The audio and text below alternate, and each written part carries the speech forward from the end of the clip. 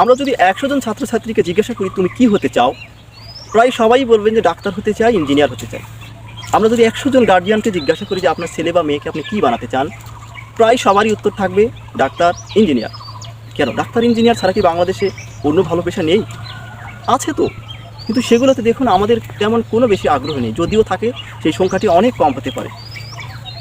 বলবেন ডাক্তার হবে, মানুষের সেবা করবে, ইঞ্জিনিয়ার হবে, অনেক কিছু উদ্ভাবন করবে। আমি বলবো কিচ্ছু না। ডাক্তার হলে কারি কারি টাকা ইনকাম করা যায়, ইঞ্জিনিয়ার হলে বস্তা বস্তা টাকা ইনকাম করা যায়। শুধুমাত্র আজকে আমাদের বিবেচনাগুলো শুধুমাত্র অর্থনৈতিক বিচারে। আমাদের ছেলেমেয়েরা লেখাপড়া শিখবে, ডাক্তার হবে, ইঞ্জিনিয়ার হবে, বড় চাকরি করবে, কোটি কোটি টাকা কামাবে। আমরা ঠিক এইভাবে আমাদের সন্তানগুলোকে লালন পালন করছি। শুধুমাত্র টাকা কামাবে, শুধুমাত্র নিজেদের জীবনকে সাজাবে, এটা কোনো কথা হতে পারে না।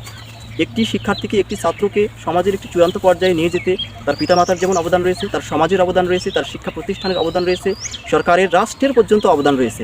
তাহলে এই শিক্ষার্থী বড় হয়ে শুধু নিজের জন্য টাকা কামাবে, সে সমাজের জন্য কিছু করবে না, সে রাষ্ট্রের জন্য কিছু করবে না, সে মানুষের জন্য কিছু করবে না। আমাদের টাকার দিকে বেশি চিন্তা না করে অবশ্যই আমাদের বিবেচনা হওয়া উচিত যে আমাদের সন্তানগুলো ডাক্তার, ইঞ্জিনিয়ার নয়, বরং তারা যে পেশাতে কাজ করুক, যে সাবজেক্টে পড়াশোনা করুক, তারা যেন নৈতিকতা এবং মূল্যবোধ, মানবিকতার ওপর মানুষ হয়। তাদের ভিতরে যেন নৈতিকতা, মূল্যবোধ এবং মানবিকতার গুণগুলো যেন চরমভাবে বিকশিত হয়। যদি তাদের নৈতিকতা, মানবিকতা এবং মূল্যবোধের ভালো রকমের শিক্ষা থাকে, তাহলে তারা যে পেশাতেই থাক না কেন, ডাক্তার, ইঞ্জিনিয়ার, রিক্সাওয়ালা, চাষি, মজুর, আমি বুঝি না, যে পেশাতেই থাক সে কিন্তু মানুষের জন্য কাজ করবে। তার শিক্ষাটা হবে আসল শিক্ষা। এই শিক্ষাটি আপনার জীবনেও কাজে লাগবে এবং আপনাকেও, আপনার জন্যও উপকার হবে। কাজেই আমরা শুধুমাত্র পয়সার চিন্তা না করে, ডাক্তার, ইঞ্জিনিয়ারের চিন্তা না করে, আমরা মানুষের মতো মানুষ গড়ে তোলার জন্য সবাই সচেতন হই। সবাইকে ধন্যবাদ।